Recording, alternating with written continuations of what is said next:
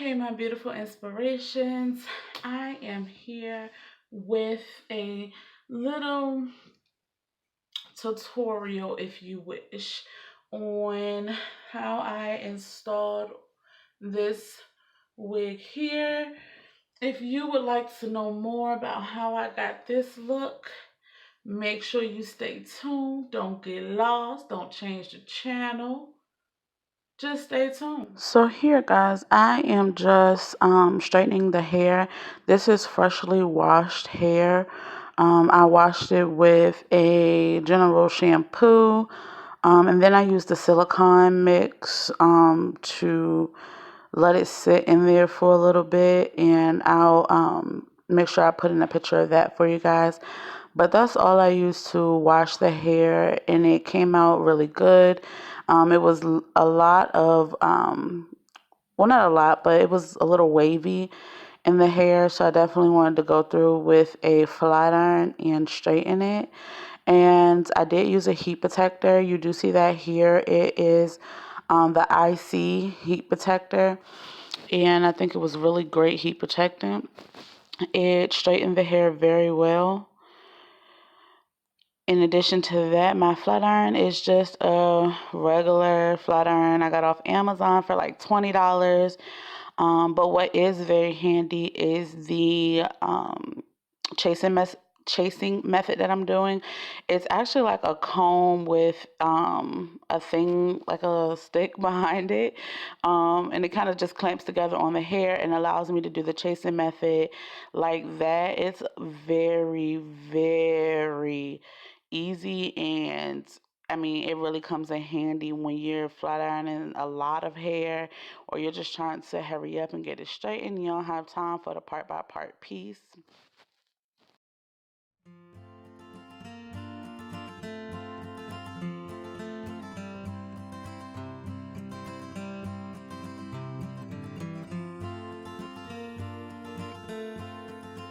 I am just showing you the braids that I have in.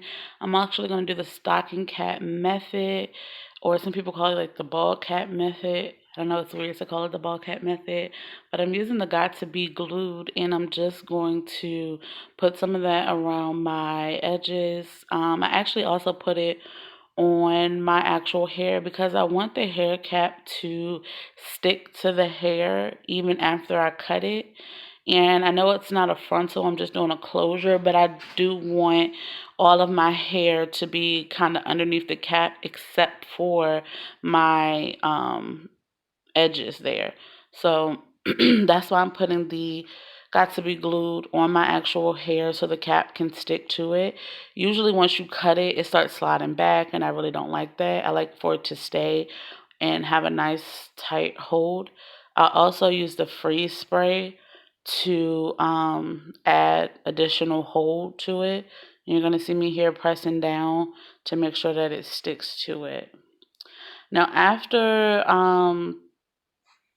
me blow drying it and letting it sit for a few moments. I think it only took me like maybe 5 minutes to blow dry it on cool setting.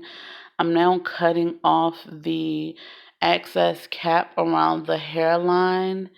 And honestly, it's to your discretion on where you want to cut it or how you want to cut it. But as you see here, I don't cut a straight line. I like to try to do some variation in it so it'll look like a as natural as possible hairline. And then I'm going to spray some freeze spray up there to get the excess that's there to lay down a little bit more and blend in with my skin. And as you can see, I'm just cutting a little bit away from the edges there. Okay, now, so I'm going to go ahead and apply the wig. As you can see, I use the spandex band to secure the wig, and then I flip it on over, and it is nice and tight and honestly just about attached to my head. So that's definitely a great method to use if you don't want to use the Got to Be Glued. I haven't applied any Got to Be Glued to the edges outside of what I put up there to hold down the cap. So as you can see, it is holding very firm and tight. Of course, if you're going to be doing other activities, you want to try to secure it more. Now I'm also using a edge control brush, which I got from my local beauty supply store, and some eco styling gel. The gel also firms down the edges of the wig, so I don't have to worry about it slipping or going anywhere as well. And I'm just going to lay down some baby hairs. I had a little extra cap there that I didn't want there, but um, I'm going to lay down some baby hairs. Baby hairs have not always been my thing, but when I wear my wigs, I tend to put it out there. I like how natural it makes it look. And excuse the lighting here, guys, and I know it looks a little different from my other clips, but my phone died on me in the process, so yeah, just wait 10 minutes with the headscarf on. It's time to go. Alright guys, I really hope that you enjoyed this tutorial today. Definitely let me know your feedback and your thoughts, something that you think could have been better, if I could have explained something better. Definitely let me know. Once again, don't forget to click that subscribe button. Like, comment, subscribe. Stay tuned for my next video, because I'm going to get y'all with something else real soon. And I will see you again in my next video. In my next video. In my next video. Okay, so I've been trying to learn how to dab. I still don't have it. I just think that maybe it's not for me.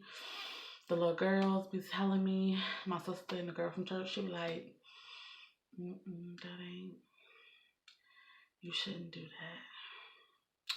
So I guess I'll stick with my praise. Thank you, Jesus. Hallelujah. Father. They said that fits me better, so I'd imagine I should stick with that. Okay. So when I go to church tomorrow, I'm gonna hit them with these bundles and that holy. You know when you in church, right? And you just put your fresh bundles in. Let me move her. But when you put your fresh bundles in, you go to church on Sunday morning, honey. Them be the Sundays you feel the power a little bit more. You feel just a I feel just a little more Jesus. That y'all know that we all know that is true. Next thing you know, everybody with the new fresh bundles in, come in, and any other Sunday they just be sitting there and it's just, thank you, Father. Holy Savior, thank you. Them bundle Sundays, that's what they should call it. Bundle Sundays. Them bundle Sundays. Holy, thank you, Jesus. Woo, Savior. Woo, coming, holy. You be like, what was this at? Oh, bundle Sundays. Yeah, watch out for them bundle Sundays. Ain't no telling what's gonna happen. Somebody might go to the hospital, whiplash. Hey, somebody bundle might hit the floor before they hit the floor. No, I'm just checking it out.